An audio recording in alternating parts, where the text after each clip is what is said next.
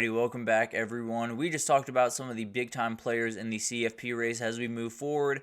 I still think Quinn Ewers has that ability to flip that last switch, to take that last step, and this Texas team become as dangerous as anyone in the country. Obviously has not done that yet, but 2 more games to possibly flip that switch, and then things get really interesting for the Texas Longhorns. But let's get into a little bit of a pressure watch because we got a lot of coaches that have a lot of pressure on them this week as we get closer and closer to that CFP. But we have one coach that has nothing to do with the CFP that we got to talk about a little bit later in this because some bad things are happening down there in Baton Rouge right about now. But let's jump in, and Curt Cignetti takes the cake. I got to be totally honest. This is his moment, no doubt about that. You just signed an extension. In your opening speech at Indiana, you said, Purdue sucks and so does Michigan and Ohio State.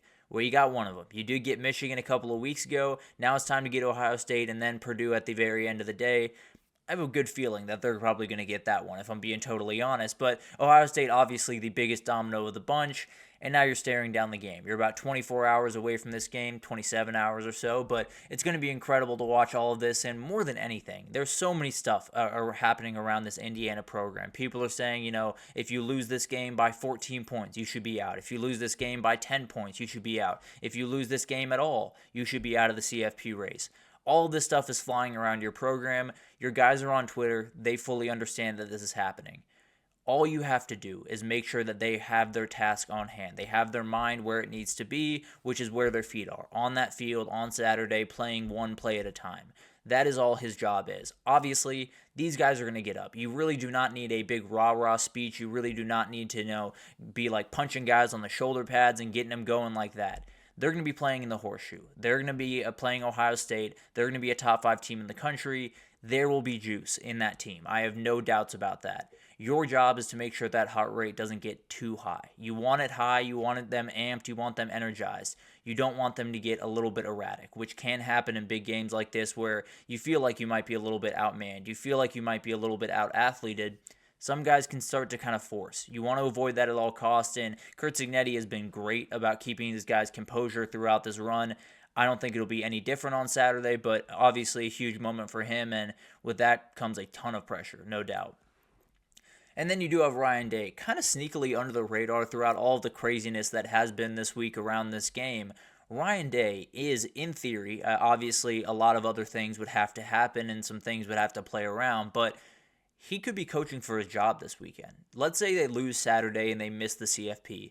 He is not getting the job back. Even if he goes and beats Michigan, I feel very confident that a 10-2 team that misses out on the CFP is just not good enough for this year. So he, and all of this craziness, all of this energy put towards Indiana and saying if Indiana loses by this, or that. Also, Indiana can win the football game. I think we've kind of forgotten that throughout this week. Indiana has the ability to win this football game. I just want everyone to understand that. But it is one of those moments where you got to keep your guys on task, because the reality is this is a team that you've beaten a lot. And there is a lot of people on your team that have just drugged this team over the last couple of years. And it's going to be really easy to look over on that other sideline and say, they're Indiana and we're Ohio State. What are we doing out here? Why are we even talking about this game? We're going to go in there, we're going to tear them to pieces, and we're going to move on. That's just one of those things. It pops up just about every time that one of these games pops up, and we'll see if Ohio State can keep their wits about them and really fully respect the opponent on the other side. But add some of those injuries and some of the variance that it showed in the offensive game, it's going to be a handful, no doubt about that, from the pressure on the outside, from all of the implications possibly with this future at Ohio State on this game, and on top of all of it, you got some injuries, you got some offensive stuff you got to do, so it's going to be a handful, but this is what those games are about. Billy Napier and pressure are like 2 peas in a pod. They're right where they need to be, and they are going to be there for quite some time. But he did give his fan base a huge moment last week, and that subsided some of that pressure on him, no doubt about that. When they beat LSU, I think a lot of fans took a little bit of a sigh of relief more than anything else. I think they feel pretty confident about where they're going forward. Love DJ Lagway, love the direction of the program.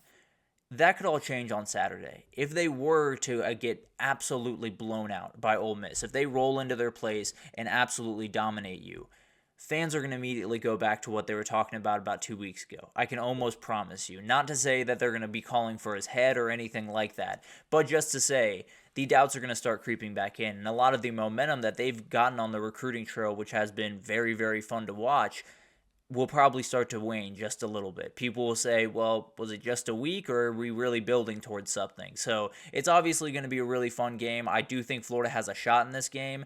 But even more than that, they don't necessarily have to lose. Just stay the course. Just play good football, put up a really good fight, let DJ Lagway do his thing, and even if you lose close. Don't get blown out. Don't get rolled over by Ole Miss, because then you're going to have fans breathing down your neck the same way you did a couple of weeks ago. Rhett Lashley is a coach that, weirdly enough, I feel like has gone under the radar this entire year. He's done an incredible job at SMU, where you're in a position where they were incredible in the American. They are not confused being where they are, because being at the top of a conference has become kind of second nature to SMU over the last couple of years, but this is a different task. Finishing out this job is totally different than finishing out the job in the American, because you're going on the road to Virginia, a much more physical, much more bigger team than you would see at the American level with a UTSA or with someone like that. So it's one of those battles that you feel confident about where you stand in the standings. You feel confident, you feel comfortable, you feel like you are where you're supposed to be. When you walk into that stadium, you're going to realize a little bit different than last year. A lot different than last year in some ways, but they absolutely can smell that finish line. I can absolutely promise you that. They feel very confident about what they can do. All it's about now is just keeping your focus for 60 minutes on Saturday. You get that win, you are on your way to the ACC title, and then maybe you can let your focus wane just for a little bit throughout the next little bit. But at the end of the day, they have every ability to punch their ticket to the ACC title, to set themselves up for a CFP berth this weekend. But with that, with all of the noise around a possible upset, there's going to be some pressure involved, and definitely keeping their guys just fully engaged on this game and not getting too far ahead of themselves is a pretty tall order for a team that has not necessarily been at this level of the ACC trying to win a title in it. So going to be interesting to watch, no doubt about it. And Rhett Lashley just kind of has his hands full, keeping everyone in the moment, keeping everyone engaged where they need to be and where their feet are throughout the next couple of weeks and really this weekend. Kenny Dillingham has become one of my favorite coaches in all of college football. He is so much fun. He is one of the most energetic, really fun guys in all of the sport, and he has a real awesome chance this upcoming Saturday, because you look at this Arizona State program, 3 years ago, we were talking about him like they were dead in the water. We were talking about him like Herm Edwards had left them to die, had left them in really, really bad states. You know, they had NCAA allegations. They had a million different things to deal with. And then they go hire Kenny Dillingham, the youngest coach in college football, a guy that had not been a head coach before, a guy that you're looking at and saying, man, that stinks. It's probably going to be 2 or 3 years, and then they're probably going to kick him to the side and say, you know, well, we'll go out and get a better guy, and now the sanctions will be lifted, and he'll have a better shot to succeed. That's not what happened at all. He took the sanctions. He took everything that came with this job, and he has taken over. He's done an incredible job this year, about as good a job as really any coach in the entire country. And now they get BYU on Saturday. Now they get the moment that would send this program into a totally different place. And I do think people are underestimating this program overall. If they win Saturday and they go to the Big 12 championship, and let's say they either play a close one against Colorado or outright beat Colorado and go to this CFP tournament, they go to the 12 team, it is going to be a place that transfers immediately start looking at, that recruits in that state that would look towards Arizona or look towards Texas or look towards Oklahoma are going to start looking towards Arizona State. And you'd be shocked how many talented players come out of the state of Arizona. Whether you want to talk about Bijan Robinson or whether you want to talk about Spencer Rattler or a couple other guys from around that area, there's a lot of really talented kids. And if this Arizona State program can hit the right button on Saturday and then continue to hit it for the next couple of weeks, things are going to get really dangerous around that area. And this team in Tempe could become, going from sanctions 3 years ago to a pretty perennial CFP contender just about in 5 years. It's going to be incredible to watch all of this unfold, and Kenny Dillingham deserves all the respect in the world. You got to win the one on Saturday first, and all that, tons of pressure on this program and on that guy. Marcus Freeman, you are in the catbird seat right about now. I tend to believe you shouldn't be, but you are. You are right now. You're very, very comfortable in that spot. If you win out, you will be hosting a CFP game, and if you saw the conditions up in Chicago in the northern area yesterday, probably not what SEC teams want to walk into. I'll just be totally honest, because I live in the SEC country. I don't want to walk into that. I'll be totally honest, but it's going to be incredible to watch this one. More than anything, it's just about focus and discipline. This is such a tough team when it comes to misdirections and movement and looks and all of the different stuff you have to deal with a spread option look. Just keep your guys' feet still. Just don't get a little bit chop-footed. Don't get a little bit too aggressive. Don't don't over-pursuit on an angle. Don't do all the things that a lot of teams will do against a Navy or against an Army and get caught. They obviously did not do that against Navy, played really, really good football. This is just another game where you got to play really disciplined. The defense is incredible at doing that. You got to just execute on Saturday, get that win, and then you got to get one more. The pressure continues to mount around Notre Dame as they get closer and closer to that final spot, because any loss from now on, you're done. No doubt about that.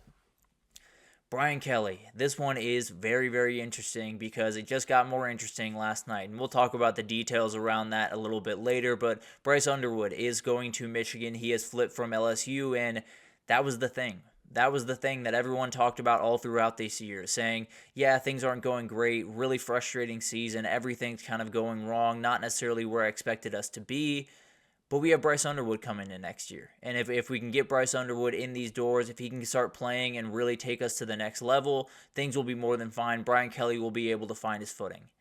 That safety net is gone. Bryce Underwood's not walking through those doors. He's walking through the doors in Ann Arbor, Michigan. So you have things to figure out beyond that. You have a lot of players that you now have to go pretty aggressively after, especially at the quarterback position. You have players in your own class that you have to make sure you call and make sure, are we good? Or are you still committed? We're not thinking about moving to Michigan. We're not thinking about anything crazy there. There's a lot on his plate going forward. And if they lose this weekend to Vanderbilt, oh buddy, the noise around this thing is going to get very loud in a hurry, and some decisions are going to have to be made that do not want to be made. I promise you that. Just from a pure money perspective, they don't want to make this choice, but maybe their hands are tied by the end of this weekend. But we'll see what happens there. And then finally, Deion Sanders. It is right there. You are incredibly close to punching your ticket to the Big 12 championship in your first year in the Big 12, in your second year at Colorado, and prove everyone wrong, including myself. Prove absolutely everyone wrong. As of right now, he is a top contender for the Coach of the Year along with Curt Cignetti. That could change on Saturday. As crazy as that sounds, there is one moment on Saturday that could totally change that, because if Kansas goes in there and gets a win, or not goes in there, if they go into Kansas and get a loss, this thing is going to get interesting, because you lose Saturday and Arizona State wins or someone else wins, you immediately go from top of the table, feeling great about yourself, into the CFP, to fully out of it and have very little chance to get back into it in the final week. As crazy as that sounds, that is a real possibility for Colorado, and they got to be very careful. It's just one of those programs where they've done incredible things all year, and frankly, a loss on Saturday will not change that in my mind. It will in a lot of people's minds. As we all know, people are very, very quick to tear down this program, to tear down Deion.